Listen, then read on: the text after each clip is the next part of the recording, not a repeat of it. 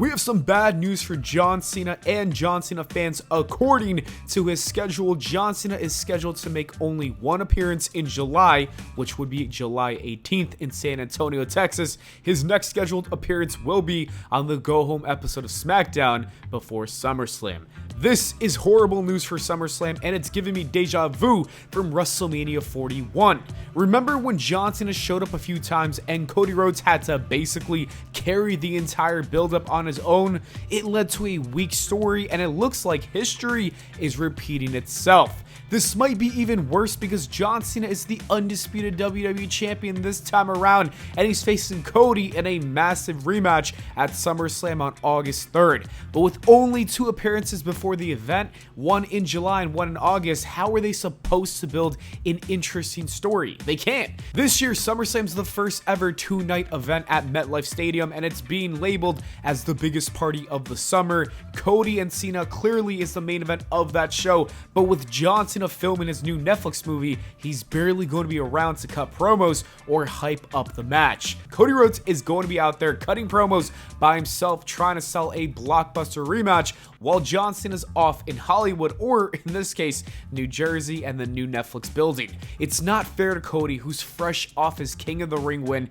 and it's definitely not fair to WWE fans who want a proper storyline. There's even some fans online calling it depressing and saying that John Cena's limited schedule is taking his farewell tour. I understand that movies pay big, but this is John Cena's final run, and this is his last ever SummerSlam. You would think that he'd be all in and making it unforgettable. With all that said, it doesn't look like that's going to be the case. Hopefully, the WWE filmed some great backstage segments. The worst case scenario is that we get a poor buildup, but hopefully the match itself is good and we don't get Travis Scott. What do you guys think? Can Cody carry this feud alone again, or is WWE dropping the ball yet again? Let me know in the comments below. Now let's talk about the Tribal Chief, Roman Reigns, because the rumors about his return are getting a little weird. According to a report from WrestleVotes, it states that with his return drawing closer, we're told the moniker OTC1 or Tribal Chief 1 is the leading idea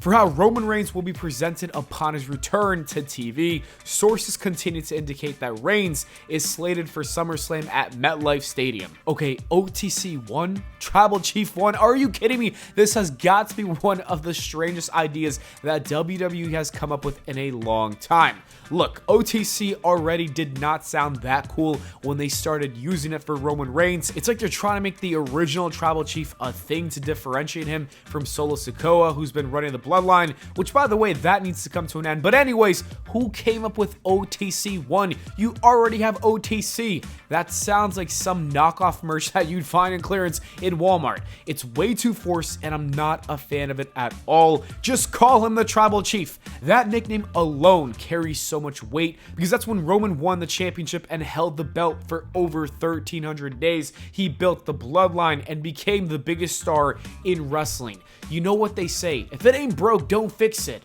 This OTC1 thing feels like WWE is either trying to make his return feel a little bit more fresh, or they're just trying to push more merch to make more money. Either way, it's not hitting right, and I hope they don't do it. Fans online are already clowning it, with one post saying that the OTC1 sounds like a Wi-Fi password and not a nickname for Roman Reigns, and they honestly have a good point.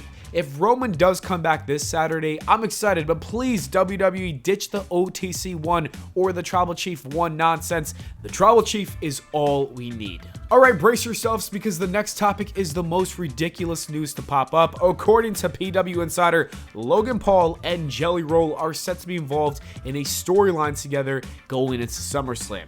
What in the world is this nonsense? This is gonna look horrible. Look, I'll give credit where it's due. Logan Paul is actually pretty good in that ring. He's athletic, he's committed, and he's pulled off some insane spots. But putting him in a storyline with Jelly Roll, there's no reason for this. This isn't pro wrestling anymore. It's literally becoming a joke, and I'm starting to think that Kenny Omega was onto something when he joked about WWE heading towards a Logan Paul and Mr. Beast match. That is the the vibe that we're getting here with this nonsense. Jelly Roll is a lifelong WWE fan, and I think he had a cool moment at SummerSlam last year, but that should have been a one-off segment. He does not need a match. Now PW Insider says that he's been training for his in-ring debut at SummerSlam, and the fact that he might be facing Logan Paul, possibly a tag team match with another top star, just does not sit right with me. Apparently they wanted Cody Rhodes. That was the original plan. That would have been terrible. This is the kind of booking that drives fans away. I'm all for crossovers when they make sense, like Bad Bunny killing it at WrestleMania, but this feels like a stunt that's just going to get headlines, and it's not really being done to tell a good wrestling story. A lot of people are unhappy with this news, and I'm one of them. The WWE needs to steer away from the celebrity overload and get back to real pro wrestlers who have been grinding for years. Now let's talk about Drew McIntyre, who's out here shooting on the Bloodline. In a recent interview with Sports Illustrated, Drew said this: "Today's day and age, it's lucky. I'm as good as I am, or I might get lost in the shuffle. I suggest a lot of the talent backstage, when they're asking for advice, maybe change your last name to Fatu or something. You might get more opportunities." Drew is clearly joking around here, but there's still a lot of truth in this shot. The Bloodline story has been dominating WWE for years, whether that's Roman, Solo Sikoa, the Usos, or Tonga Loa. And it feels like if your last name is Fatu, you're going to get a fast track to the main event. Drew's out here calling it out, and I love every second of it. The Bloodline stuff has been going on for way too long, and I think it's hogging the spotlight from guys like Drew, who have been killing it for years. I honestly hope that this leads to Drew McIntyre starting a feud and finally destroying the Bloodline, because there were plans for that to happen last year, but they never did it. I hope it happens so we don't see them again anymore. Sticking with Drew, he's not done talking. In that same interview with Sports Illustrated, he straight up said it's time for Drew McIntyre to be WWE Champion again. And I've been saying this for months. Drew should be the world champion right now. The guy is too good to be stuck in the mid-card doing nothing too important. In 2024, like I said, he had some of his best work ever. Feuds with CM Punk, Seth Rollins, and his heel run were absolutely fire, but the WWE has not rewarded him with the big gold belt yet, and it is frustrating. Drew's got the look, the skills, and the intensity to honestly be the face of the company, and I think he's earned another title run, so give this man the world championship because he honestly deserves it. Finally, let's talk about the women's division, where Roxanne Perez is out here trying to bring back a WWE legend. In an interview with WWE Espanol, she said, "I'm going to keep trying until she gets back over here. I know someone that knows someone, but I'm still trying.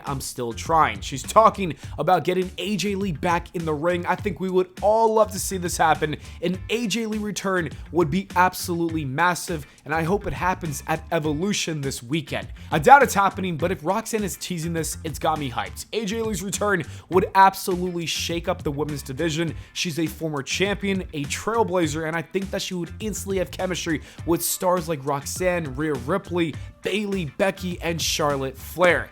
Like I said, I doubt it happens, but you never know. This is the WWE, and you should never say never.